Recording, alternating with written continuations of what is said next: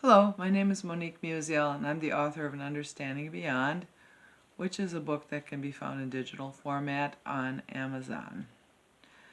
Today, my message is called Guilt Can Kill You If. The big if. You can't get rid of it somehow. This is something you can't really do yourself. No matter how hard you try to forget the mistakes and regrets, they will persist throughout your life, rearing their ugly heads on sleepless nights and other quiet moments. The voice of the evil one in your head will haunt you and condemn you if you don't get spiritual help to cure those. This spiritual help is available from a source that is so much mightier than anything here on earth. Although we will still have disturbing memories, we don't have to beat ourselves up and suffer from them. God made a way to redeem ourselves through Jesus Christ's sacrifice in our place. According to heaven, we are blameless if we accept Jesus and His forgiveness. Why would anyone not be overjoyed to receive this freedom and healing?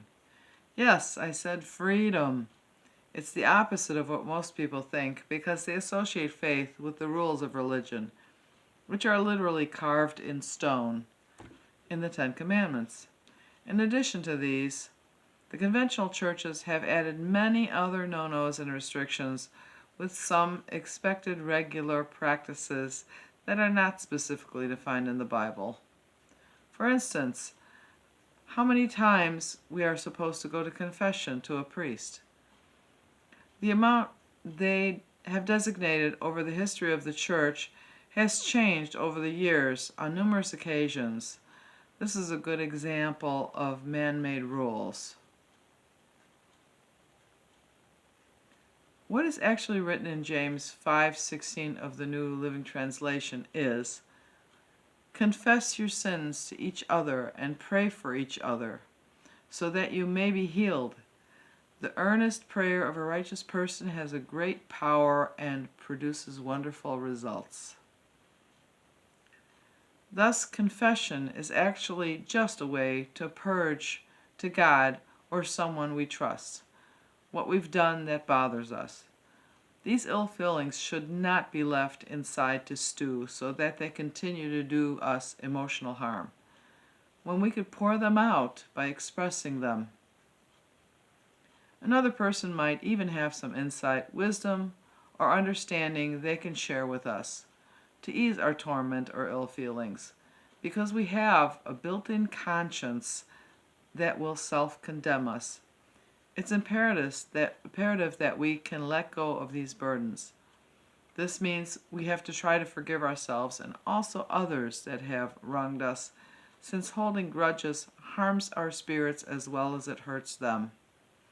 This is especially important if we want God to also cut us some slack when we mess up.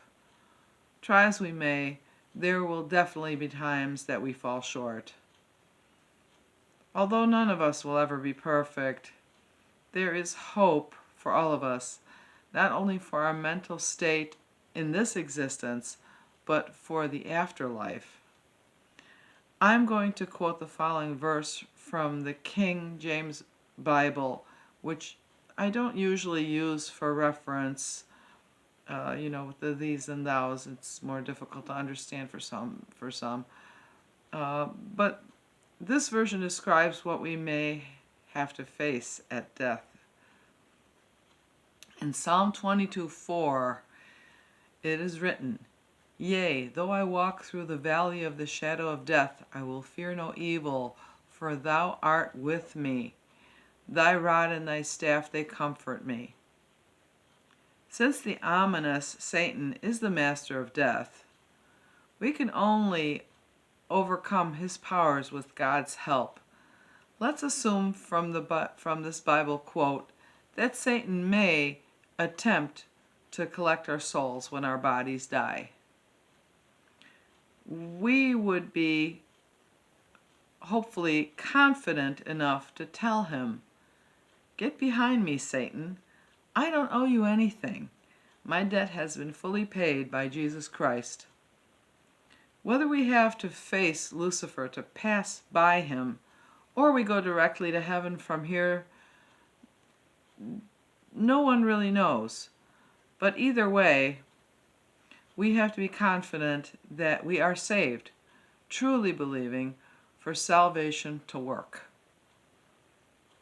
This is why I say what we believe is everything.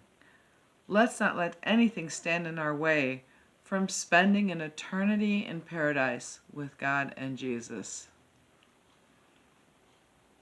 And we can look forward to seeing our loved ones again that have passed before us, which is also a very wonderful, hopeful idea that we can look forward to.